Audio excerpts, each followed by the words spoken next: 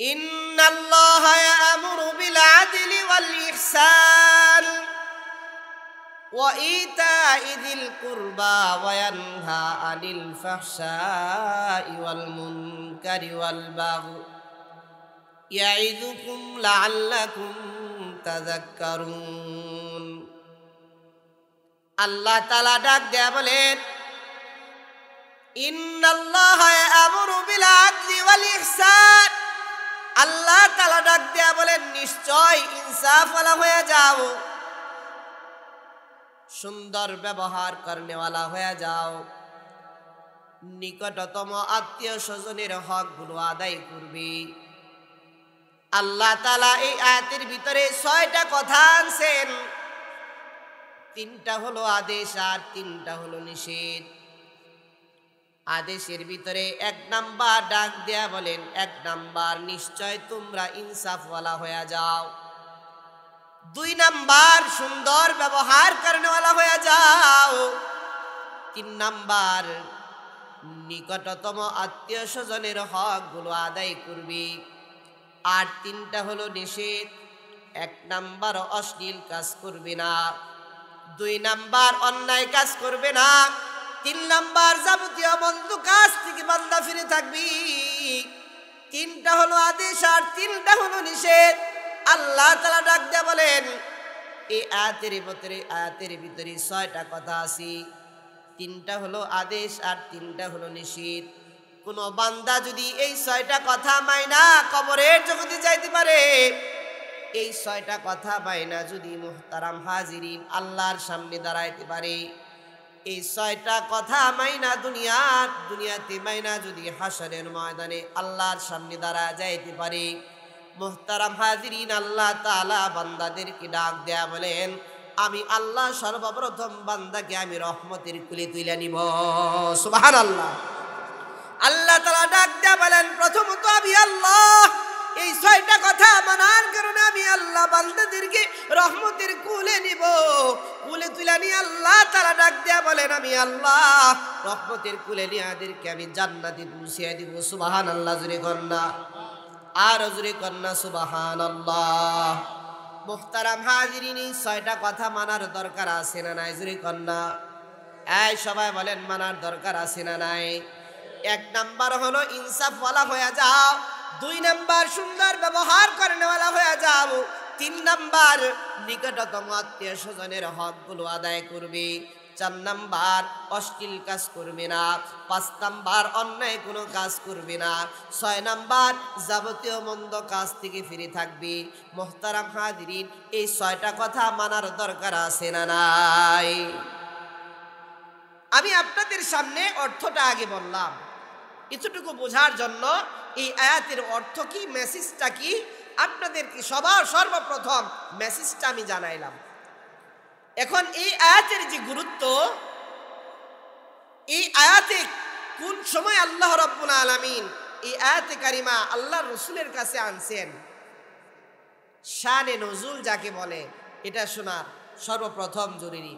এই শানে নজুল যদি কোনো মানুষ বুঝে, তাহলে আয়াতের মর্ম প্রেক্ষাপট সব বুঝে ফেলবে। আলহামদুলিল্লাহ বলেন, সবাই বলেন না আলহামদুলিল্লাহ। মুহতারাম হাজিরিন, এমন একটা সময় এই আয়াতে কারিমা নাজিল হয়েছে, একবার আল্লাহর রাসূল সাল্লাল্লাহু আলাইহি ওয়াসাল্লাম মসজিদ নববীর বারান্দায় বসে আছে। এদিকে তাকান, কোনো দিকে সমস্যা হয়েছে? মুহতারাম এইদিকে তাকান, লুক এট, একদমই শানে নজুল। আল্লাহর রাসূল সাল্লাল্লাহু আলাইহি ওয়াসাল্লাম একবার মসজিদ নববীর বারান্দায় বসে আছেন। বসা থাকা অবস্থায় মসজিদ নববীর বারান্দায় একজন মূর্তি পূজারক আগুনের পূজা করে, গাছের পূজা করে, মূর্তির পূজা করে, গাছের পাতার পূজা করে, লাত মানাতের পূজা করে, মাটির পূজা করে, এমন একজন মানুষ আল্লাহর রাসূলের সামনে মসজিদ নববীর বারান্দায় বসে আছেন।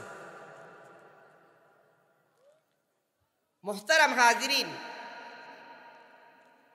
একবার আল্লাহর রাসূল সাল্লাল্লাহু আলাইহি ওয়াসাল্লাম মসজিদ নববীর বারান্দায় বসে আছেন।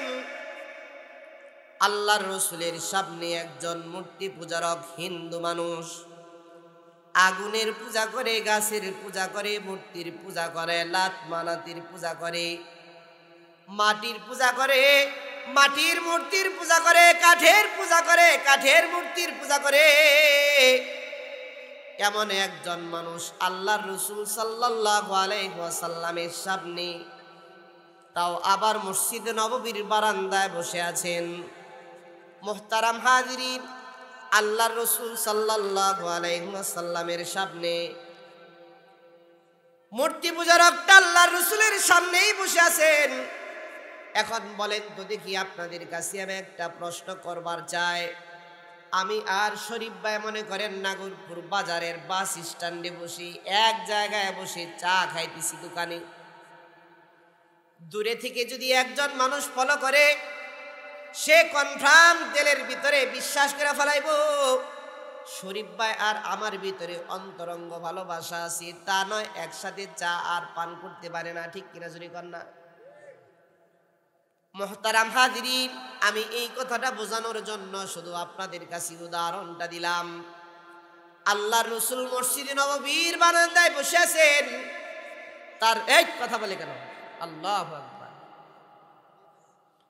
আল্লাহর রাসূল মসজিদে নববীর বারান্দায় বসে আছেন। তার সামনে একজন হিন্দু মূর্তি পূজারক আল্লাহর রাসূলের সামনে বসা। হিন্দু মানুষ বুঝেন কথাটা, মূর্তি পূজারক আল্লাহর রাসূলের সামনে বসে আছেন, তারপরেও মসজিদে নববীর বারান্দায়।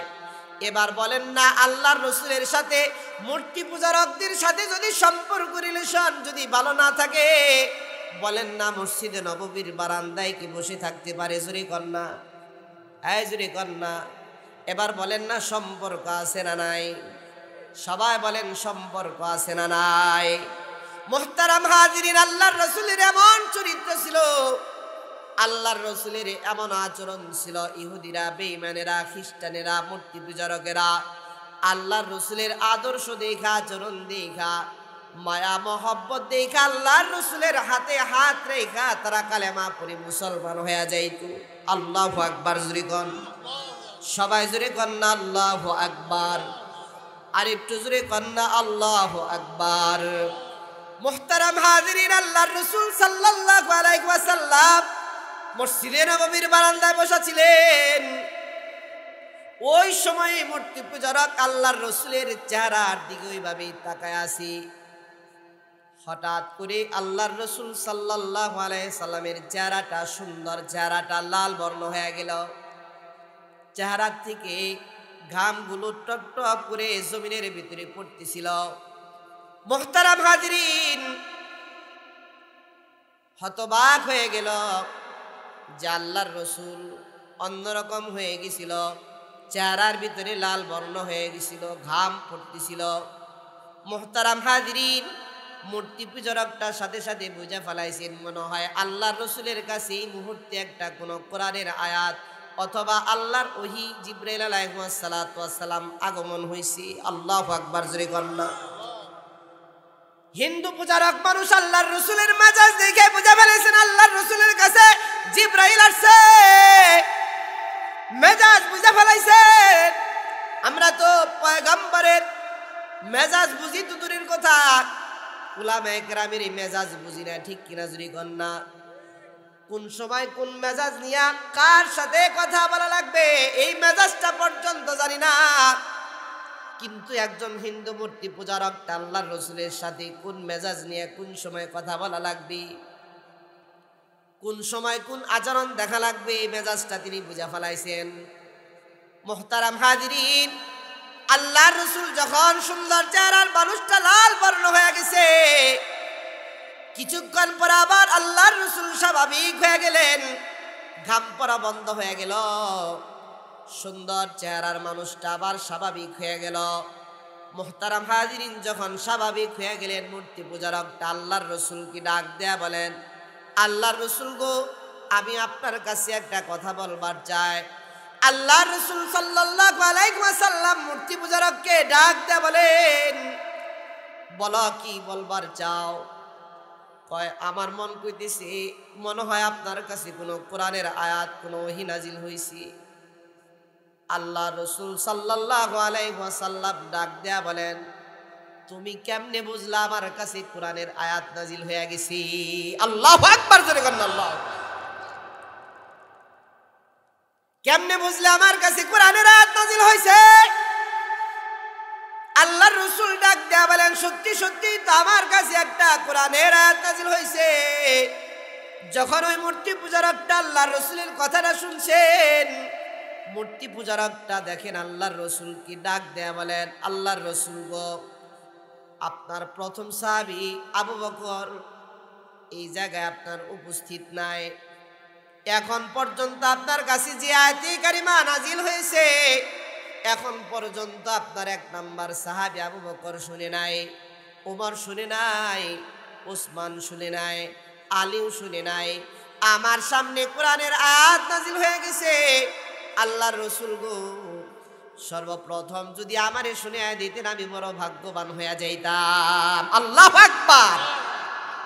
রাসূল, আপনি যদি আমাকে প্রথমে এই আয়াতটা শুনিয়ে দিতেন আমি বড় ধন্য হয়ে যাইতাম। পয়গম্বর আল্লাহর রাসূল সাল্লাল্লাহু আলাইহি ওয়াসাল্লাম ডাক দিয়ে বলেন, তুমি কি আসলেও শুনতে চাও নাকি হ্যাঁ শুনবার চায়?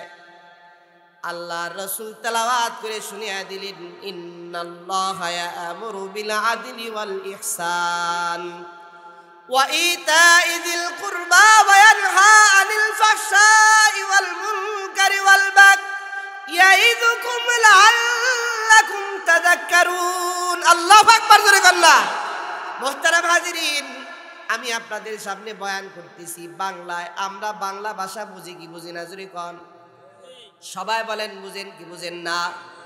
মুহতারাম হাজিরিন, আল্লাহর রাসূলের কাছে আরবি একটা ভারত একটা আয়াত নাযিল হয়েছে।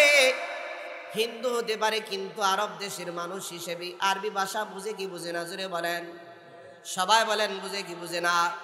মুহতারাম হাজিরিন, আরবি ভাষা বুঝা ফেলাইছে। এবার মূর্তি পূজারকটা আল্লাহর রাসূলকে ডাক দেয়া বলেন, আল্লাহর রাসূল গো, একটা আয়াতের ভিতরেই যদি এত সুন্দর সুন্দর কথা থাকতে পারে, একটা আয়াতের ভিতরেই যদি নিকটতম আত্মীয় স্বজনের হকগুলো আদায় করার কথা থাকতে পারে, একটা আয়াতের ভিতরেই ইনসাফের কথা থাকতে পারে, একটা আয়াতের ভিতরে সুন্দর ব্যবহারের কথা থাকতে পারে, আল্লাহর রাসূল গো, না জানি পুরা কোরআনের ভিতরে কি আছে, না জানি ইসলামের ভিতরে কি আছে। পয়গম্বর, আমি আর মূর্তির পূজা করবার চাই না, আমি আর আগুনের পূজা করবার চাই না, আমি আর লাত মানাতের পূজা করবার চাই না, আমি আর কাঠের পূজা করবার চাই না, আমি আর কাঠের মূর্তির পূজা করবার চাই না, আমি আর মাটির পূজা করবার চাই না, আমি আর মাটির মূর্তির পূজা করবার চাই না, আমি আর পয়গম্বর গাছের পূজা করবার চাই না।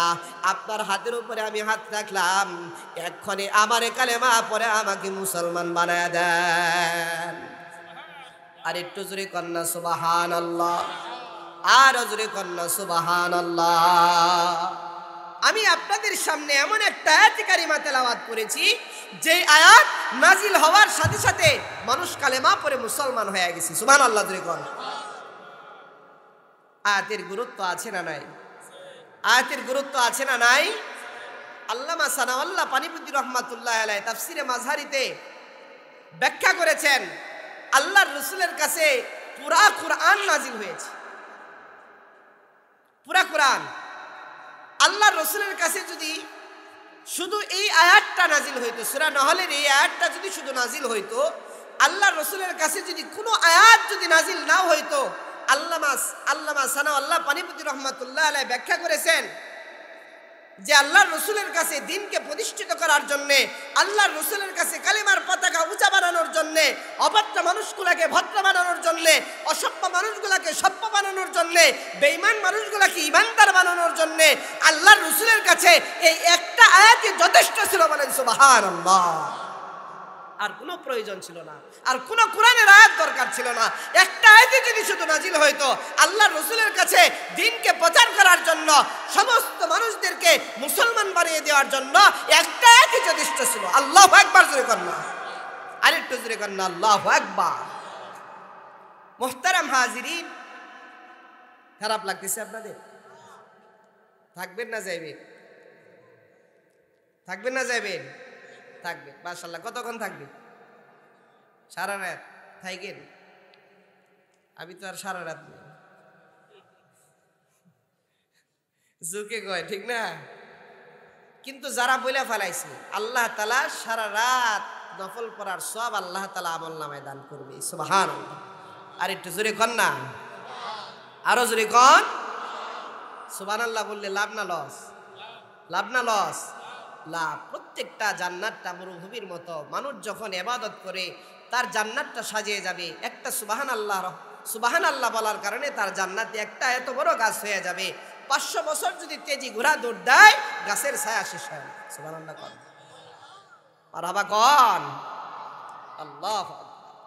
মুহতারাম হাজিরিন, আমি যেটা বলতেছিলাম, যখন এই কোরআনের আয়াত আল্লাহর রাসূলের কাছে নাজিল হইল,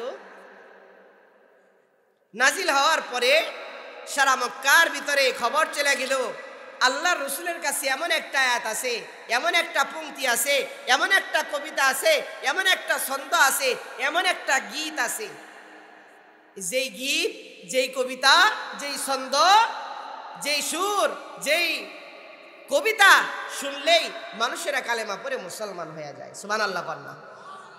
এই যখন মক্কার ভিতরে যখন প্রসিদ্ধ হয়ে গেল, সবার কাছে যখন খবর চলে গেল, প্রত্যেকটা বংশের ভিতরে যখন খবর চলে গেল, আমাদের এলাকায় মিয়া গোষ্ঠী, খান গোষ্ঠী, শিকদার গোষ্ঠী, মল্লিক গোষ্ঠী আছে না নাই? সবাই বলেন আছে না নাই? প্রত্যেকটা গোষ্ঠীর ভিতরে মাতাব্বর শ্রেণীর লোক আছে না নাই? যে বলে তার কথায় পুরা গোষ্ঠী চলে, ঠিক কিনা?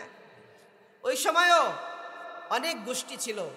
একটা গোষ্ঠীর প্রধানের কাছে যখন এই সংবাদ গেল, আল্লাহর রাসূলের কাছে কি একটা পংক্তি আছে, কবিতা আছে, ছন্দ আছে, এটা শুনছে যে আল্লাহর রাসূলের কাছে কি আর আছে রে, যে শুনে কালেমা পড়ে মুসলমান হয়ে যায়। 2 জন বার্তাবাহক পাঠিয়ে দিছে রাসূলের কাছে, যাও তো রাসূলের কাছে কি এমন কবিতা আছে। ওই সময় কবিতার একটা প্রচলন ছিল, যেই যত বড় সাহিত্যিক, যেই যত বড় কবিতা আবৃত্তি করতে পারতেন বানায় বানিয়ে, সে তত বড় জ্ঞানী ওই জায়গায়। এই জন্য আল্লাহ রাসূল সাল্লাল্লাহু আলাইহি ওয়াসাল্লামকে জাদুকর কইছি। কেন? জু তাড়াতাড়ি কবিতা বানায়, এর মতো কবিতা এত তাড়াতাড়ি কেউ বানায় পারে না। আসলে বলেন তো দেখি, আল্লাহর রাসূল কবিতা বানায় না, আল্লাহ আসমান থেকে রাসূলকে পাঠায়, আল্লাহর রাসূলের কাছে পাঠায় দেয়। মুহতারাম হাজিরিন, ওই সময় সকলের কাছে যখন খবর চলে গেল, খ্রিস্টান হিন্দু মানুষটা গোষ্ঠীর প্রধান 2 জন বার্তাবাহক পাঠিয়ে দিছে, যাও তো রাসূলের কাছে যাও, ওই বার্তা আমার কাছে নিয়ে আসো। আল্লাহর রাসূলের কাছে গেছেন, মনে করেন কাগজ কলমে লিখে দিছেন আল্লাহর রাসূল। কাগজ কলমে যখন লিখে দিছেন, এই পরিবেশ সুন্দর করেন ভাই, কথা বলেন, এই যুবক, এই যুবক বসো বসো বসো বসো বসো। তুমি যদি ঘুরে কথা বলো, এখান থেকে তো আমি দেখতেছি, আপনারা বলেন আপনি আমাকে দেখতেছেন, আমি সবাইকে দেখতেছি না? এক নজরে সবাইকে দেখা যায়, এক নজরে। তার কারণ সবাই দেখি, শুধু আমি নেই। আবার মনে করেন আমার এটা কে দিক, তা না। শরীফ ভাই যদি এখানে বসে, সবাই এক নজরে দিক। আপনি যদি এখানে বসেন, সবাই এক নজরে দেখতে পারবেন। কে উল্টা পাল্টা করতেছে, জুম পারতেছে, অন্যদিকে তাকায় রয়েছে, বোঝা যায়। তখন বয়ানের মুড ঠিক থাকে না। বসেন মুহতারাম হাজির, এই তো সুন্দর।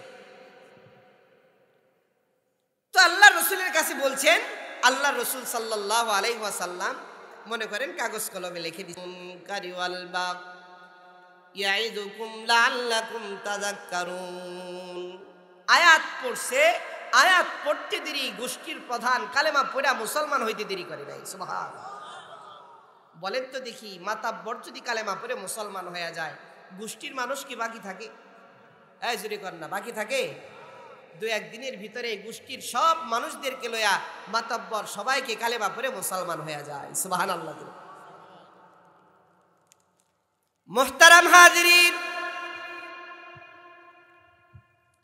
ইন্নাল্লাহা ইয়ামুরু বিল আদলি ওয়াল ইহসান ওয়া ইতাই যিল কুরবা ওয়া ইয়ানহা আনিল ফাহশাই ওয়াল মুনকারি ওয়াল বাগই ইয়াইযুকুম লাআল্লাকুম তাযাক্কারুন।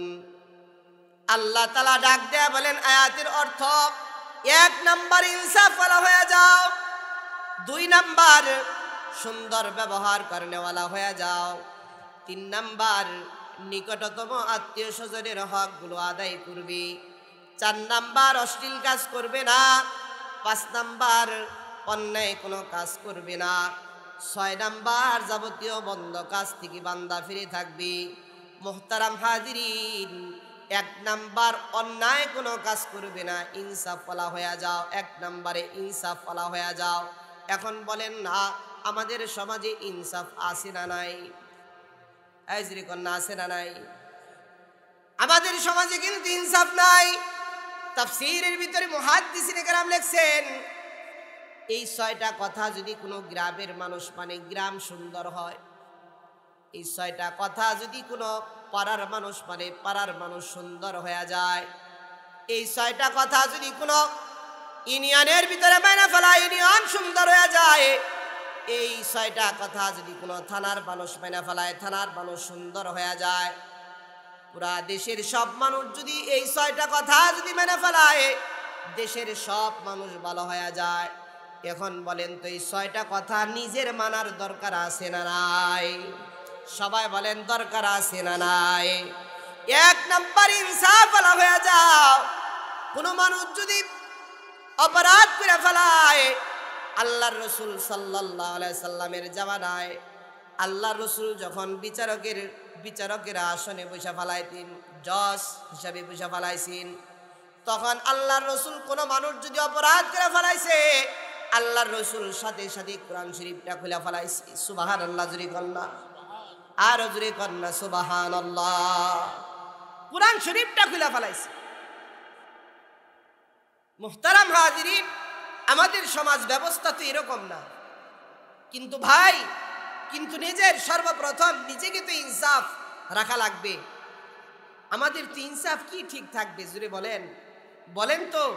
আমি ঢাকার কথা বলি, শহরের কথা বলি, যে মারা সন্তান, মা দুনিয়ার বুকে সবচেয়ে বেশি সন্তানকে মহব্বত করে। ঠিক বললাম না বে? ঠিক বললাম।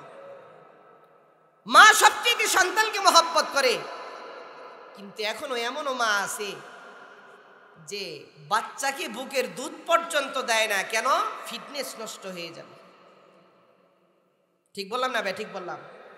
জোরে বলেন না, ঠিক বললাম না বে? ঠিক বললাম। ফিটনেস নষ্ট হয়ে যাবে, সন্তানের হকগুলো আদায় করে নাই মা। অনেকেই দেখেন না মা বাবা বৃদ্ধাশ্রমে।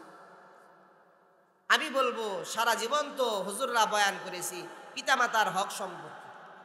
আমার বলা দরকার, এখন যে অবস্থা, দরকার হলো সন্তানের হকগুলো পিতামাতা বুঝিয়ে দিবে, ওই সন্তান অবশ্যই পিতামাতার হকগুলো আদায় করবে। ঠিক কিনা যদি কর না?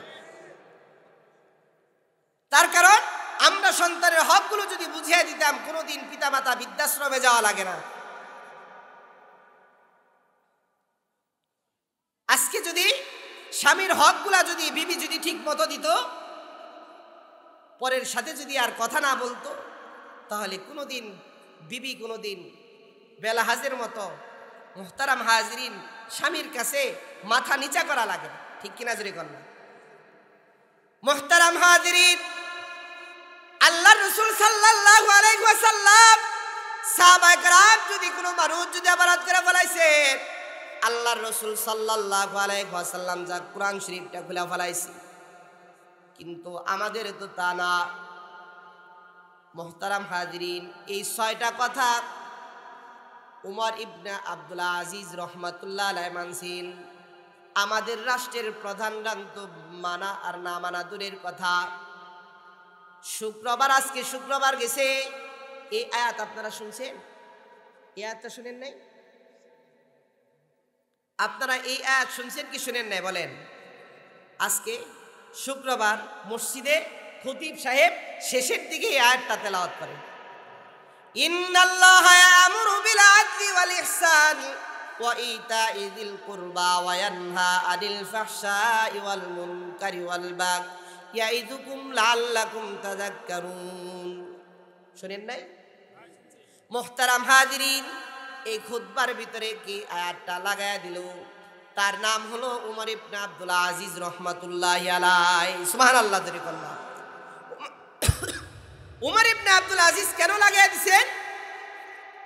উমর ইবনে আব্দুল আজিজের শাসন আমলে তার জিন্দেগিতে এই 6টা কথা তিনি যখন বাদশা ছিলেন, বাদশা অবস্থায় 6টা কথার আমল উমর ইবনে আব্দুল আজিজের দিলের ভিতরে ছিল। সুবহানাল্লাহ জোরে কন্যা, আর একটু জোরে কন্যা সুবহানাল্লাহ।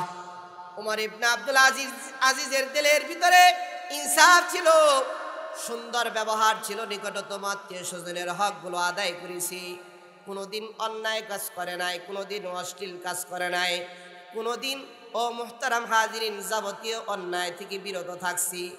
উমর ইবনে আব্দুল আজিজ, আপনারা শুনেছেন, আপনারা একটা গল্প শুনেছেন নাকি বলেন? বাঘ আর ছাগলে এক ঘাটে পানি খাইছি, এমন একটা কথা শুনছেন নাকি বলেন? বাঘ আর ছাগলে এক ঘাটে পানি খাইছে, ওই জামানা হলো উমর ইবনে আব্দুল আজিজের জামানা। সুবহানাল্লাহ জোরে কন্যা। কেন এক ঘাটে পানি খাইছে? ওই দেশের ভিতরে বাদশার ভিতরে ইনসাফ ছিল, সুন্দর ব্যবহার ছিল, নিকটতম আত্মীয় স্বজনের হকগুলো আদায় করেছে। মুহতারাম হাজিরিন, কোনোদিন অন্যায় কাজ করে নাই, অশ্লীল কাজ করে নাই। এমন চরিত্র বাদশার মধ্যে থাকার কারণে প্রজাদের ভিতরেও এই 6টা গুণ ঢুকে গেছিল। সুবহানাল্লাহ জোরে কন, আর জোরে কন না সুবহানাল্লাহ। শুধু প্রজাদের ভিতরেই নয়, উমর ইবনে আব্দুল আজিজের দিলের ভিতরে এই 6টা কথা মানার কারণে দেশের ভিতরে যত বাঘ ছিল, বাঘের দিলের ভিতরে এই 6টার কথার আমল চলে গেছিল। আল্লাহু আকবার। বাঘের ভিতরে আসর চলে গেছিল, কারণ উমর ইবনে আব্দুল আজিজের জামানায় বাঘ আর ছাগলে এক ঘাটে পানি খাইছে। কোনদিন বাঘ ছাগলের উপর আক্রমণ করে নাই, তার কারণ বাঘের উপরেও ইনসাফ চলে আসছিল।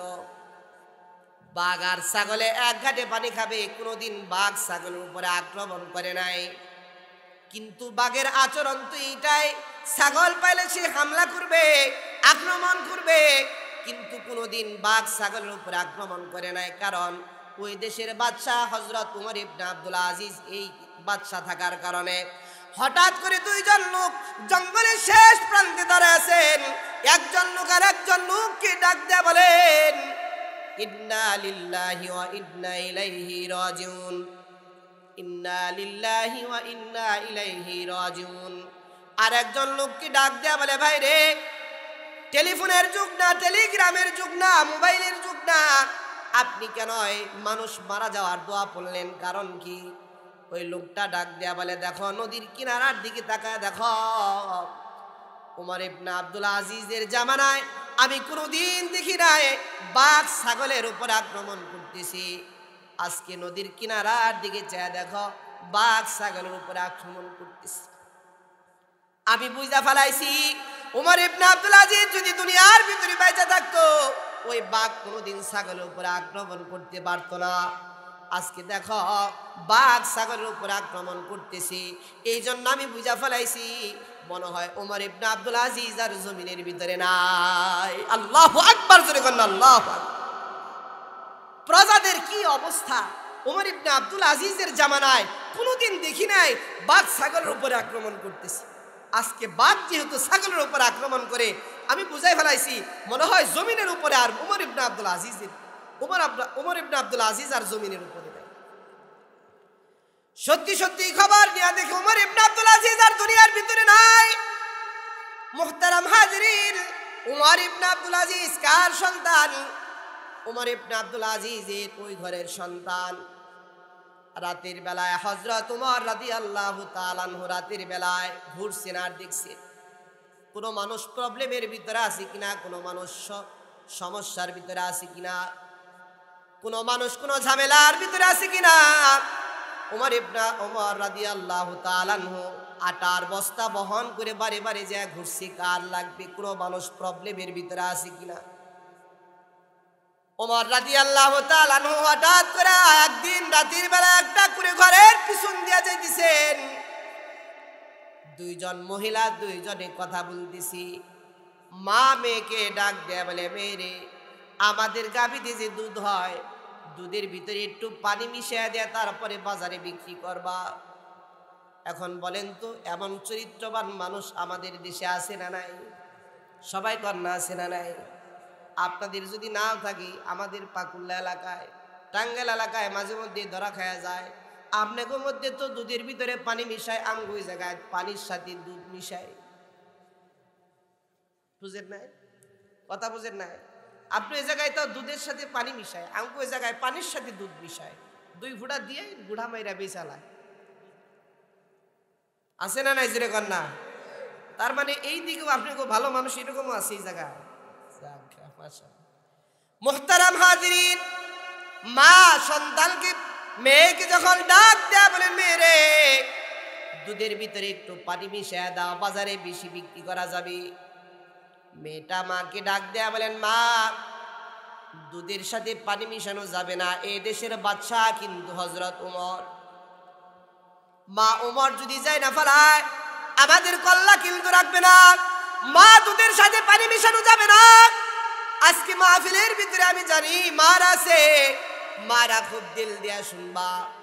তার কারণ মাদের এই ওয়াজ, মার দিলের ভিতরে যদি একটা দাগ লাগা যায়, আজকে একটা কথার ভিতরে যদি দাগ লাগা যায়, সারা জীবনের জন্য আজকে এটা নসিহত। মেয়েটা মাকে ডাক দেয়া বলে, মা ওমর যদি জানতে পারে মা গলা কিন্তু টান দিয়া নামে ফেলাইব, গলা কিন্তু রাখবে না, কূপ দিয়া নামে ফেলাইব। মা মেয়েকে ডাক দেয়া বলে, আমার পিছনে কি হযরত ওমর কি আমার ঘরের পিছনে কি দাঁড়ায় আছে নাকি? হ্যাঁ জানবো। এবার বলেন তো দেখি, ওমর পিছনে দাঁড়ায় আছে না নাই? সবাই বলেন আছে না নাই? মুহতারাম হাজিরিন, হযরত ওমর রাদিয়াল্লাহু তাআলা পিছনে দাঁড়ায় শুনছে। ওই সময় মেয়েটা মাকে ডাক দেয়া বলে, মা ওমর যদি না দেখে, মা ওমরের মালিক আল্লাহ, আমার মালিক আল্লাহ, তোমার মালিক আল্লাহ, আসমান থেকে কিন্তু দেখতেছে। আল্লাহু আকবার জোরে কল্লা, এই জোরে কল্লা, আল্লাহু আকবার। মুহতারাম হাজিরিন, কেউ যদি না দেখে, আল্লাহ দেখে। আমি মোবাইলের ভিতরে দরজার কে দিয়ে আমি নাকি সিনেমাগুলা দেখতেছি যুবক। কেউ যদি না দেখে, আমার মা দেখে না, আমার বাবা দেখে না, আল্লাহ দেখে। ঠিক কিনা জোরে কন্যা? আমি যদি গুনাহ করি, কেউ না দেখলেও আল্লাহ দেখে। এই জন্য মুহতারাম হাজিরিন, গুনাহ করার সময় একটু চিন্তা ভাবনা কইরা দেখো, আমি যে গুনাহ করতেছি কেউ দেখে না। গুনার খবর যদি মার কাছে যায়, তাহলে মা আমার জীবনের সন্তান বলে স্বীকার করবে না। বাবা জানলে বাড়ি থেকে বের করে দিবে, বড় ভাই জানলে ঘরের থেকে বের করে দিবে, বড় বোন জানলে জীবনে বড় বোন কোনোদিন কথা বলবে না। মুহতারাম হাজিরিন, এই চিন্তা সব বাদ। একটা চিন্তা করবেন, কখনো যদি গুনার সামনে এসে যায়, মালিক দেখতেছে, কে দেখে জুরে কন? কে জুরে কন? কে দেখে? আরো জুরে কন, কে দেখে? এই দিলের ভিতরে বিশ্বাস স্থাপন কইরা যদি দিলের ভিতরে জায়গা কোনো বান্দা যদি করে দিতে পারে, তাহলে কোনোদিন মানুষটা খারাপ হইতে পারে না। সে অবশ্যই এই দুনিয়া থেকে আল্লাহওয়ালা হয়ে কবরে যাইবে। আল্লাহু আকবার, আল্লাহু আকবার। মুহতারাম হাজিরিন, ওই মেয়েটার কথা দিলের ভিতরে আসর পড়ে গেল। হযরত ওমর রাদিয়াল্লাহু তাআলা আনহু সিদ্ধান্ত নিয়ে ফেলাইলেন, এই করে ঘরের মেয়েরে যদি আমার ছেলে দিয়ে, আব্দুল্লাহরে দিয়া যদি আমার ঘরে বিবাহ বন্ধনে আবদ্ধ করে দিই, আমার ঘরটা নূরে নূরান্বিত হয়ে যাবে। সুবহানাল্লাহ। ঘরটা সুন্দর হয়ে যাবে। বাদশাহ হযরত ওমর আর কুরে ঘরের দুধ আলীর মেয়ের সাথে প্রেসিডেন্টের ছেলের সাথে বিয়া। সুবহানাল্লাহ জোরে কর না। আল্লাহু আকবার। এই দুধ আলীর পেট থেকে হযরত ওমর ইবনে আব্দুল আজিজের জন্ম। ওমর ইবনে আব্দুল আজিজ ওই দুধ আলীর পেট থেকে জন্ম হয়েছে। যে বলছে, মা ওমর যদি নাও দেখে, মা ওমরের মালিক আমার মালিক, তোমার মালিক আল্লাহ কিন্তু দেখতেছে। মা ওই মেয়ের সাথে আব্দুল্লাহরে দিয়া বিবাহ বন্ধনে আবদ্ধ করে দেওয়ার পর ওই পেট থেকে ওমর ইবনে আব্দুল আজিজের জন্ম হয়েছে। ওমর ইবনে আব্দুল আজিজ 6টা গুণের কারণে আল্লাহ তাআলা ডাক দেয়া বলেন, ওই এমন বাদশাহ প্রত্যেকটা মানুষেরা চরিত্রবান হয়ে গেছে। সুবহানাল্লাহ জোরে কোন। সব মানুষ সব মানুষ চরিত্রবান হয়ে গেছে। মুহতারাম হাজিরিন, এখন বলেন তো আমাদের এই 6টা কথা মানার দরকার আছে না নাই? মুহতারাম হাজিরিন, এই জন্য 1 নাম্বার, কোনো মানুষ যদি মা যদি সন্তান ভালো বানাইবার চায় তাহলে মার ভালো হওয়া লাগবে। বাবা যদি সন্তান ভালো বানাইবার চায় তাহলে বাবা ভালো হওয়া লাগবে। মুহতারাম হাজিরিন, সন্তান যদি নামাজি বানাইবার চাও বাবা নামাজি হওয়া লাগবে। মা সন্তানরে যদি মেয়েরে যদি ভালো বানাইবার চাও মার নামাজি হওয়া লাগবে। ঠিক কিনা জুড়ে কন্যা? মুহতারাম হাজিরিন, এই জন্য 1 নাম্বার ইনসাফওয়ালা হয়ে যাও, 2 নাম্বার সুন্দর ব্যবহার করেনেওয়ালা হয়ে যাও। সুবহানাল্লাহ জুড়ে কন্যা। সুন্দর ব্যবহার কাকে সুরত ধরবেন? সুন্দর ব্যবহার আখলাক, রাসূলুল্লাহর আখলাক আমাদের দিলের ভিতরে থাকা চাই। সুবহানাল্লাহ কন্যা। কোন মানুষ যদি রাসূলের আখলাক নিতে পারে, রাসূলের চরিত্র নিতে পারে, রাসূলের সাথে যদি মিল করে আমরা যাইতে পারি, মান আহাব্বা সুন্নতি ফাকাদ আহাব্বানি ওয়া মান আহাব্বানি কানা মাই ফিল জান্নাহ। সুবহানাল্লাহ জুড়ে কন্যা। কোন মানুষ যদি রাসূলের সাথে মিল হয়ে যায়, রাসূল বলেন আমার সাথে যদি কারো যদি আমল মিল হয়ে যায়, আমি যে জান্নাতে থাকবো পাশের জান্নাতটা ওই বান্দাকে দেয়া হবে। সুবহানাল্লাহ জুড়ে কন্যা। মুহতারাম হাজিরিন, আল্লাহর রাসূলের চরিত্র এমন চরিত্রবান, আল্লাহর রাসূলের চরিত্র দেখা কাফেররা আল্লাহর রাসূলকে ব্যাংক বানিয়ে তাদের কাছে জমা রাখছো। আল আমিন এত বিশ্বাস করেছে আল্লাহর রাসূল। আল্লাহর রাসূলের নাম শুধু কোরআনের ভিতরেই নাই। মুহতারাম হাজিরিন, বেদ কিতাবের ভিতরে আছে, ঋগ্বেদের ভিতরে আছে, সামবেদের ভিতরে আছে, যজুর্বেদের ভিতরে আছে। মুহতারাম হাজিরিন, ত্রিপিটকের ভিতরে আছে, বাইবেলের ভিতরে আছে। প্রত্যেকটা কিতাবের ভিতরে মুহতারাম হাজিরিন, তাওরাতের কিতাবের ভিতরে আছে, জাবুর, ইনজিল, কুরআন, সমস্ত কিতাবের ভিতরে আল্লাহর রাসূলের নাম আছে। সুবহানাল্লাহ জোরে করে। ঋগ্বেদের ভিতরে স্পষ্ট আল্লাহর নাম লেখা আছে, একং ব্রহ্ম দ্বিতীয়ং নাস্তি নেহনা নাস্তি কিঞ্চন। সুবহানাল্লাহ জোরে কোন। একং ব্রহ্ম মানে কি? এক আল্লাহ, কুল হুয়াল্লাহু আহাদ। সুবহানাল্লাহ কোন। দ্বিতীয়াং নাস্তি নেহনা নাস্তি কিঞ্চন, দ্বিতীয় বলতে কিচ্ছু নাই, একমাত্র মালিক আল্লাহ। কুল হুয়াল্লাহু আহাদ আল্লাহুস সামাদ লাম ইয়ালিদ ওয়া লাম ইউলাদ ওয়া লাম ইয়াকুল লাহু কুফুয়ান আহাদ। আল্লাহু আকবার জোরে কোন আল্লাহু আকবার। মুহতারাম হাজিরিন, অনেকেই চিন্তা করে ভাই শুধু কোরআনের ভিতরে আল্লাহর নাম আছে, তা না। প্রত্যেকটা কিতাবুল্লাহ, তাওরাত কিতাবুল্লাহ, জাবুর কিতাবুল্লাহ, ইনজিল কিতাবুল্লাহ, সহিফা ইয়াতুন কিতাবুল্লাহ, সহিফা নূহ কিতাবুল্লাহ, প্রত্যেকটা কিতাবের ভিতরে আল্লাহর নামও আছে। যেই জায়গায় আল্লাহর নাম আছে ওই জায়গায় রাসূলের নাম আছে। সুবহানাল্লাহ। তাওরাত কিতাবের ভিতরে আল্লাহর রাসূলের নাম আছে। আল্লাহর রাসূলের যেই জায়গায় নাম আছে, তাওরাতের এক পণ্ডিত পড়ছে যে আল্লাহর রাসূলের বয়স যখন হবে 12, জোরে কোন কত? আল্লাহর রাসূলের বয়স যখন হবে 12 বছর বয়সে আল্লাহর রাসূল তার আপন চাচা আবু তালেবের সাথে মক্কা থেকে সিরিয়াতে ব্যবসা করার জন্য যাবে। মুহতারাম হাজিরিন, তাওরাতের পণ্ডিত আলেম যখন এই পড়াটা পড়ছেন, আল্লাহর রাসূল শেষ নবী, আখিরি জামানার নবী মুহাম্মাদুর রাসূলুল্লাহ সাল্লাল্লাহু আলাইহি ওয়াসাল্লাম 12 বছর বয়স যখন যার হবে তখন তার চাচা আবু তালেবের সাথে মক্কা থেকে সিরিয়াতে ব্যবসা করার জন্য যাবে। এই জন্য তাওরাতের আলেম আল্লাহর রাসূলের চেহারাটা শুধু দেখার জন্যে, আল্লাহর রাসূলের চেহারা মুবারকটা শুধু দেখার জন্যে পণ্ডিতটা 26টা বছর বাড়ির সামনে রাস্তায়, ও মুহতারাম হাজিরিন, আল্লাহর রাসূলের চেহারা দেখার জন্য দাঁড়ায় আছে। আল্লাহু আকবার জোরে বলুন, আর একটু জোরে বলুন আল্লাহু আকবার। 26 বছর রাসূলের শুধু চেহারা দেখার জন্য এক পণ্ডিত দাঁড়ায় আছে। শুনছে, জানছে রাসূলের যখন বয়স হবে যখন 12, তখন মক্কা থেকে সিরিয়াতে যাওয়ার একটাই পথ, তার বাড়ির সামনের রাস্তা, অন্য কোনো রাস্তা নাই। এই জন্য ওই দিক দিয়ে আল্লাহর রাসূল যাবে। এই জন্য রাসূলের জন্য 26 বছর রাসূলের জন্য অপেক্ষা করছে। সুবহানাল্লাহ। কন্যা আপনাদের কি খারাপ লাগতেছে? এই জিরে কন্যা খারাপ লাগতেছে? একটু মহব্বতে জিকির করেন লা ইলাহা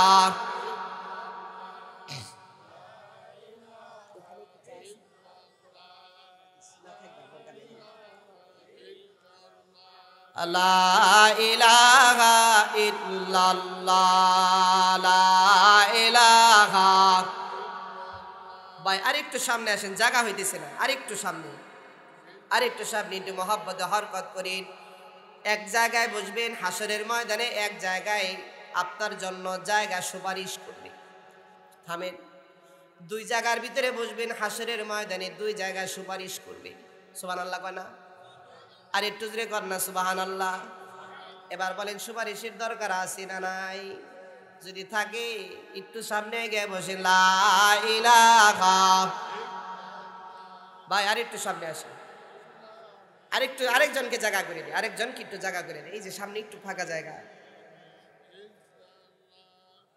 লা ইলাহা ইল্লাল্লাহ লা ইলাহা।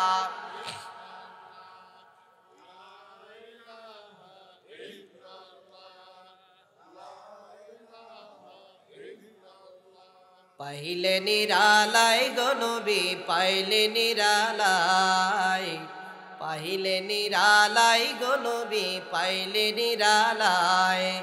দুই কদমে চুমু খাবো, দুই কদমে চুমু খাবো, চরণ ধুলি মাখবো গায়ে। পাইলে নিরালাই গো নবী পাইলে নিরালাই, পাইলে পাইলে নিরালাই, পাইলে নিরালাই গো নবী। দুই কদমে চুমু খাবো, বলেন দুই কদমে চুমু খাবো, দুই কদমে চুমু খাবো, চরণ ধুলি মাখবো গায়ে। পাইলে নিরালাই গো নবী, পাইলে নিরালাই গো নবী নিরালাই, পাইলে নিরালাই গো নবী লা ইলাহা।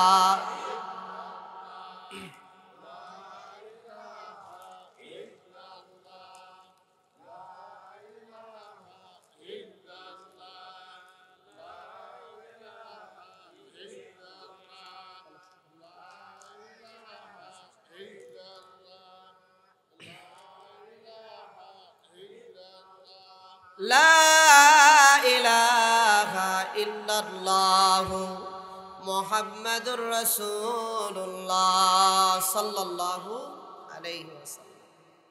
তাওরাতের আলেম, তাওরাতের পণ্ডিত যখন কিতাবের ভিতরে পাইছেন আল্লাহর রাসূল মক্কা থেকে সিরিয়াতে তার আপন চাচার সাথে 12 বছর বয়সী সিরিয়াতে ব্যবসা করার জন্য যাবে, তখন থেকে আল্লাহর রাসূলের চেহারা মুবারক দেখার জন্য 26 বছর অপেক্ষা করেছে। সুবহানাল্লাহ জারি কন্যা। মুহতারাম হাজিরিন, আল্লাহর রাসূলের যখন বয়স 12 হয়ে গেছে, আল্লাহর রাসূল সাল্লাল্লাহু আলাইহি সাল্লাম আবু তালেবকে ডাক দেয়া বলে, চাচা যান, আপনার সাথে আমি একটু ব্যবসা করার জন্য সিরিয়াতে যাই। আল্লাহর রাসূলকে ডাক দেয়া বলেন, ভাতিজা তোমার যাওয়ার দরকার নাই, তোমার কষ্ট হয়ে যাইতে পারে, কোনো যাওয়ার দরকার নাই।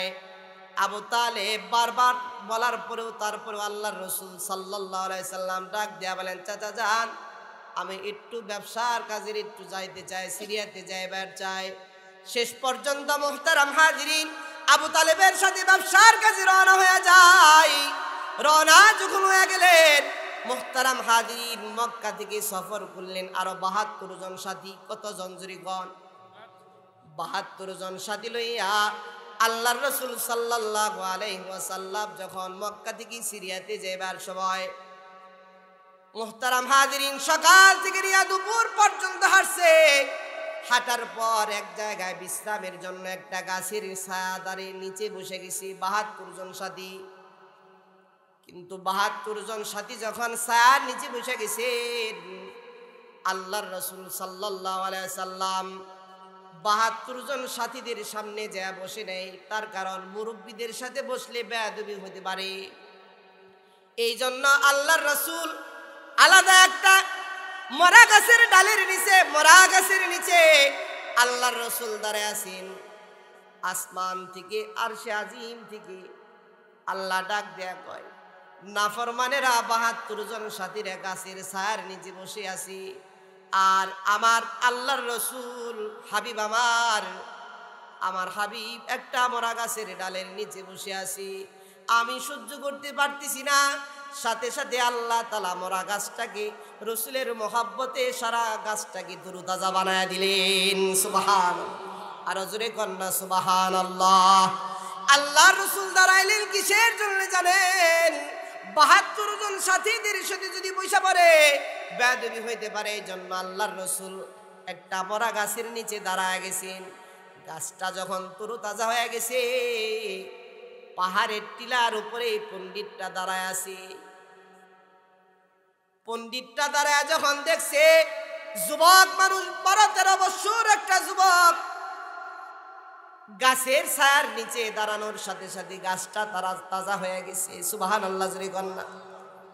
গাছটা তাজা হয়ে গেল, তাহলে মনে হয় এটা শেষ নবী, আখিরে জামানার নবী মুহাম্মাদুর রাসূলুল্লাহ সাল্লাল্লাহু আলাইহি ওয়াসাল্লাম হইতে পারে না। নিচে চলে যায়, ৭২ জন সাথীদেরকে ডাক দেয়া বলো, সাথীরা তোমরা কি মক্কা থেকে এসেছো নাকি? কয় হ্যাঁ আমরা মক্কা থেকে এসেছি। আপনারা কি কুরাইশ বংশের নাকি? কয় হ্যাঁ আমরা কুরাইশ বংশের। আপনাদের আমের আবু তালেব নাকি? কয় হ্যাঁ আমাদের আমের আবু তালেব। ওই সময় ডাক দেয়া বলেন, সবাই আবু তালেবকে আমার কাছে নিয়ে আসো। পণ্ডিতটা সাথে সাথে আবু তালেবের কাছে চলে যায়। আবু তালেবকে ডাক দেয়া বলে, আপনার ৭২ জন সাথী গেলে আমার বাড়িতে আপনার দাওয়াত। বাড়ির ভিতরে ঢুকে দিছেন, ৭২ জন সাথীকে খাওয়ার দাওয়াত দিলেন। আবু তালেব ৭২ জন সাথীকে ডাক দেয়া বলেন, পণ্ডিত ভাই তাওরাতের আলেম উনি আমাদের সবার জন্য একটু মেহমানদারি করাবেন, চলেন যাই, একটু যায় খাবার খানা খায়া তারপরে আবার রওনা দিব সিরিয়ার উদ্দেশ্যে। সমস্ত ইহুদিরা পরস্পরের চেহারার দিকে তাকায় আছে। তার কারণ ব্যবসা করার জন্য যাবে, এতগুলা মাল সামানা রাইখা কাকে না কাকে বিশ্বাস করবে, কেউ কারো বিশ্বাস করতে পারতেছে। কাকে এখানে রাইখা যাবে, কাউকে কেউ বিশ্বাস করতেছে না। ওই সময় আবু তালেব কি ডাক দেয়া বলে, আবু তালেব আপনার ভাতিজা আব্দুল্লাহ যদি আমাদের মাল সামানা পাহারাদারি দেয়, আমরা খাবার খাইতে যাইতে পারি, নয় আমরা যাব না। আল্লাহু আকবার জোরে করুন। আপনার ভাতিজা মুহাম্মদ যদি এই জায়গায় থাকে, আমরা নিশ্চিন্তে খাবার খাইয়া আসতে পারি। মুহতারাম হাজিরিন, আল্লাহর রাসূল মাল সামানার পাহারাদারির দায়িত্ব চলে গেল। ৭২ জন সাথীকে লইয়া খাবার খাওয়ানোর দস্তরখানের বিচারা খাবার যখন খাওয়াবে, দস্তরখানা যখন বিছিয়ে দিছে, আবু তালেবকে ডাক দেয়া বলে, পণ্ডিত আবু তালেবকে ডাক দেয়া বলে, আবু তালেব ৭২ জন সাথীকে আমরা খাবার খাওয়াবো, কিন্তু ২৬টা বছর ধরে আমি রসুলের চেহারা দেখার জন্য আমি অপেক্ষায় আছি। ২৬টা বছর ধরে রসুলের চেহারা দেখার জন্য বসে আছি। রসুললে না খায় আমি কাউকে খানা দিতে পারবো না। সুবহানাল্লাহ জোরে কন্যা, আর একটু জোরে কন্যা সুবহানাল্লাহ। মুহতারাম হাজিরিন, আল্লাহর রসুলের খবর যখন দিছে, আবু তালেবকে ডাক দেয়া বলে, আবু তালেব ওই যে আপনার ভাতিজা, আপনার সন্তান, ওই যে মুহাম্মদ, ও আপনার কি লাগে, আপনি সত্য কথা আমাকে বলেন। আবু তালেব ডাক দেয়া বলে, ও আমার সন্তান। পণ্ডিতটা আল্লাহর রসুলের চাচা আবু তালেবকে ডাক দেয়া বলে, আবু তালেব মিথ্যার কোনো কারণ নাই, তুমি আমাকে বলো। তার কারণ আমি তাওরাতের কিতাবের ভিতরে পড়েছি, মুহাম্মাদের বাপের নাম হলো আব্দুল্লাহ, আর দুনিয়াতে আসার আগেই তার বাবা দুনিয়া থেকে চলে যাবে, তুমি কেমনে বাবা হও? সুবহানাল্লাহ জোরে কন্যা। মুহতারাম হাজিরিন, আবু তালেব ডাক চোখের পানি ফালা দেয়া ডাক দেয়া বলে, এ আমার ভাতিজা হলে কি হবে, আমার কলিজার টুকরা, আমি সন্তানের মতো ভালোবাসি। মুহতারাম হাজিরিন, আবু তালেব ডাক দেয়া বলে, এ আমার সন্তান, এ আমার ভাতিজা, এ আমার কলিজার টুকরা। তাওরাতের আলেম সাথে সাথে আবু তালেবকে ডাক দেয়া বলেন, ২৬টা বছর রসুলের চেহারা দেখার জন্য আমি বাড়ির সামনে বসে আছি। শুধু আল্লাহর রসুলকে চেহারা দেখার জন্য আমি বসে রই নাই, আল্লাহর রসুলকে আমি আমার জীবনের চাইতেও বেশি ভালোবাসি। সুবহানাল্লাহ জোরে কন্যা। আমি আমার জীবনের চাইতেও বেশি ভালোবাসি। তার কারণ আরো যত তাওরাতের আলেম সামনে যারা আছে তারা রসুলকে হত্যা করার জন্য দাঁড়িয়ে আছে। আমি তাওরাতের আলেম, আমি রসুলকে ভালোবাসি, সামনে রসুলকে যাইতে দিব না। তার কারণ তাওরাতের আলেমরা যদি রসুল পায় ওই জায়গায় রসুলকে হত্যা করে ফেলবে। আবু তালেব ডাক দেয়া বলে, আমার জীবনে কোনোদিন ব্যবসায় উন্নতি হয় নাই, জীবনে কোনোদিন ব্যবসার ভিতরে আমার উন্নতি হয় নাই, ব্যবসা লাভবান করতে পারি নাই। আজকেও যদি এই জায়গায় মাল বিক্রি করে দিই আমার আর ব্যবসা হবে না, ব্যবসায় লাভ হবে না। আবু তালেব ডাক দেয়া বলেন, ঠিক আছে, তারপরও আমার ভাতিজার জন্যে এই জায়গা থেকে আমি ব্যবসা আমি ক্লোজ করে দিচ্ছি, আমার সব মাল সামান এখান থেকে বিক্রি করে দিব। মোহতারাম হাজিরিন, আবু তালেব বিক্রি করার পর সারা জীবনে যা ব্যবসা হয়েছে তার চাইতে বেশি ব্যবসা হয়েছে। সুবহানাল্লাহ। রসুল সফরে থাকার জন্য, তার কারণ রসুল যে জায়গায় হাত দেয় ওই জায়গায় আল্লাহ তাআলা বরকত দিয়ে দেয়। সুবহানাল্লাহ। মুহতারাম হাজিরিন, পণ্ডিত আবু তালেবকে ডাক দেয়া বলেন, আপনার ভাতিজাকে লইয়া, মুহাম্মদকে লইয়া মক্কার জমিনের দিকে রওনা দিয়া দেন। মুহাম্মদকে লইয়া এক পা সিরিয়ার দিকে রওনা দেওয়া যাবে না। সিরিয়ার দিকে যদি রওনা দেন পণ্ডিত তারে মাইরা ফালাইব, আমি বেঁচে থাকতে তা হইবার দিব না। এক্ষুনি আপনি মক্কার জমিনের দিকে চলে যান। পণ্ডিতে আল্লাহর রসুল 18 থেকে 20 কিলো পর্যন্ত রাস্তায় গিয়ে দিছি। তারপরে টিলার উপরে দাঁড়াইয়া আল্লাহর রসুলের পিঠ মুবারক দেখছে আর আল্লাহর কাছে দোয়া করেছে, আল্লাহ এখন যদি আল্লাহর রসুল নবুয়ত প্রাপ্ত হয়ে যেত, সর্বপ্রথম আমি তাওরাতের আলেম হয়ে বলতেছি, এখনই আমি মুহাম্মদের হাতে হাত রেখে কালেমা পড়ে মুসলমান হয়ে যাইতাম। সুবহানাল্লাহ। মুহতারাম হাজিরিন, এই জন্য আল্লাহর রসুলের আদর্শ কোনো মানুষ যদি নিজের ভিতরে যদি অনুধাবন করে ফেলায়, ডান পা দিয়া মসজিদের ভিতরে ঢুকবে, আবার বাম পা দিয়া মসজিদ থেকে বের হয়ে যাবে, বাম পা দিয়া বাথরুমের ভিতরে ঢুকবে, আবার ডান পা দিয়া বাথরুম থেকে বের হবে। সুন্নত জিন্দা। দস্তরখানা বিছিয়ে খাবার খাবে, সুন্নত জিন্দা। মুহতারাম হাজিরিন, কাপড় ডাপড় আগে ডান হাতটা ঢুকে দিবি, সুন্নত জিন্দা হবে। দাড়ির ভিতরে খুল লাগাইবে না, সুন্নত জিন্দা হবে। লম্বা জামা পরবে, সুন্নত জিন্দা হবে। টুপি মাথায় দেবে, সুন্নত জিন্দা হবে। মুহতারাম হাজিরিন, সুন্নতকে জিন্দা করার দরকার আছে না নাই? সবাই বলেন আছে না নাই? রসুলকে ভালোবাসি কি বাসি না জুড়ে বলেন। মুহতারাম হাজিরিন, তালহা ইবনে বারা রাদিয়াল্লাহু তাআলা আনহু কি পরিমাণে রসুলকে মহাব্বত করেছেন। সুবহানাল্লাহ জুড়ে কন্যা। কি পরিমাণে রসুলকে মহাব্বত করেছেন। তালহা ইবনে বারা রসুলের দরবারে গেছে। তালহা ইবনে বারা যখন রসুলের দরবারে গেছেন, রসুলের দরবারে যাওয়ার পর আল্লাহর রসুলকে ডাক দেয়া বলেন, আমাকে কিছু নসিহত করে দেন। বরাকে নসিহত করে দিছেন, বাড়ির দিকে রওনা দিছেন। রাস্তায় যাওয়ার পর বাবাকে ডাক দেয়া বলে, বাবা আল্লাহর রসুল তো আপনাকে নসিহত করলো, কিন্তু আমাকে তো কোনো নসিহত করলো না, আমাকে একটু নসিহত করা যায়। তালহা ইবনে বারা রাদিয়াল্লাহু তাআলা আনহু ডাক দেয়া বলেন, তালহা যাও, তুমি যদি রসুলের দরবারে যাও, তোমাকে একটু পুনার প্রতিজ্ঞা নিয়ে আসো। আল্লাহ রসুলের দরবারে চলে গেছেন। আল্লাহর রসুলের দরবারে যখন চলে গেছি, আল্লাহ রসুল ডাক দেয়া বলেন, বরা তালহা তুমি আবার আমার দরবারে আসছো কেন? বরাকে ডাক দেয়া বলে, আবার কেন আসছো? তালহা ডাক দেয়া বলে, রসুল আমার একটা আদেশ দেন, একটু নসিহত করে দেন। আল্লাহ রসুল ডাক দেয়া বলেন, এখনো তো তোমার শরীয়তের কোনো মাসআলা তোমার উপরে পড়ে যায় নাই, কি করবে? এখনো তোমার কোনো শরীয়তের মাসআলা পড়ে নাই। আল্লাহ রসুল ডাক দেয়া বলেন, এই কথা যখন বললেন, তালহা ডাক দেয়া বলে, আমাকে একটা নসিহত করেই দেন। আল্লাহ রসুল সাল্লাল্লাহু আলাইহি সাল্লাম ডাক দেয়া বলেন, এই যে যাও, এই যে একটা ছুরি লয়ে যাও, আমার আদেশ, এই ছুরিটা দিয়া তোমার বাবারে হত্যা করে আসো, এটা আমার আদেশ। তালহা ছুরিটা লইয়া রসুলের আদেশ পায়া সাথে সাথে রওনা দিয়া দিছে। রওনা যখন দিছেন, রওনা দেওয়ার পর আল্লাহর রাসূল ডাক দেয়া বলেন, তালহা থামো। তার কারণ আমি সন্তানের হাতে বাবাকে হত্যা করার জন্য আমি রাসূল এই দুনিয়ার ভিতরে আসি নাই, আমি বাবার কোলে সন্তানকে ফিরিয়ে দেওয়ার জন্য আসছি। তালহা আর যাওয়া লাগবে না, আসো, চিন্তা নাই, তুমি যে তোমার বাবার চাইতে আমাকে বেশি ভালোবাসো এটা প্রমাণ হয়ে গেছে। সুবহানাল্লাহ, জোরে কন্যা, প্রমাণ হয়ে গেছে। কিছুক্ষণ যাওয়ার পরে, কিছুদিন যাওয়ার পরেই তালহা ইবনে বরা রাদিয়াল্লাহু তাআলা আনহু অসুস্থ হয়ে গেছেন।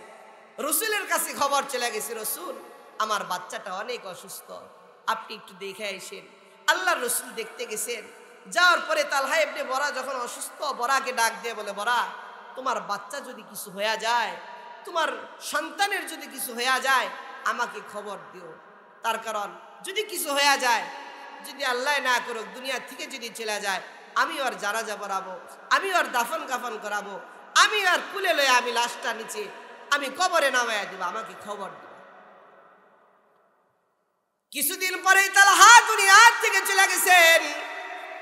দুনিয়া থেকে চলে যাওয়ার পর কিছুদিন পরে আল্লাহর রাসূলের কাছে খবর চলে গেল, আল্লাহর রাসূল গো, আপনাকে যে তালহা অনেক ভালোবাসছে, আপনিও তালহাকে ভালোবাসছেন, আপনার এই ছোট্ট সাহাবীটার দুনিয়ার ভিতরে নাই। আল্লাহর রাসূল সাল্লাল্লাহু আলাইহি ওয়াসাল্লাম বরাকে ডাক দেয়া বলেন, বরা তোমারে না বলছিলাম তোমার সন্তান যদি কোনো কিছু হয়ে যায় আমারে তুমি খবর দিবা, কেন আমারে খবর দিলা না? খবর যে দেই নাই, আপনার ভক্ত আপনার সাহাবী তালহা আমার সন্তান আমারেও কিছু নসিহত করে দিছেন। তালহা আমাকে বলে গেছিলেন, আমি যদি দিনের বেলায় যদি মারা যায় আল্লাহর রাসূলকে খবর দিবা, আর যদি রাতের বেলায় যদি আমি মারা যায় রাসূলকে খবর দিবা না। তার কারণ রাতের বেলায় যদি আমি মারা যাই, কোন জঙ্গলের প্রান্ত দিয়ে আমার রাসূল আসবে, আর ওই সময় যদি শত্রুরা আমার রাসূলকে আক্রমণ করে ফেলায়, আর হাসরের ময়দানে তালহারে যদি আল্লাহ জিজ্ঞাসা করি, তালহারে তোর জানাজা পড়ানোর জন্য যাইতেছিল আমার রাসূল, ওই সময় শত্রুরা আক্রমণ করেছিল আমার রাসূলকে, আমি আল্লাহর কাছে কি জবাব দিব? এই জন্য বাবা দিনের বেলায় যদি আমি মারা যায় রাসূলকে খবর দিবা, আর যদি রাতের বেলায় মারা যায় তাহলে রাসূলকে খবর দিবা না। আল্লাহু আকবার, জোরে বলেন আল্লাহ। মুহতারাম হাজিরিন, কি পরিমাণে রাসূলকে মহব্বত করেছেন একজন ছোট্ট সাহাবী, কি পরিমাণে মহব্বত করেছেন। এবার বলেন তো দেখি, আমাদের সুন্নতকে জিন্দা করার দরকার আছে না নাই? মুহতারাম হাজিরিন, এই 6টা কথা মানার দরকার আছে না নাই? মুহতারাম হাজিরিন, এটা খুব দরকার, জরুরি বিষয়।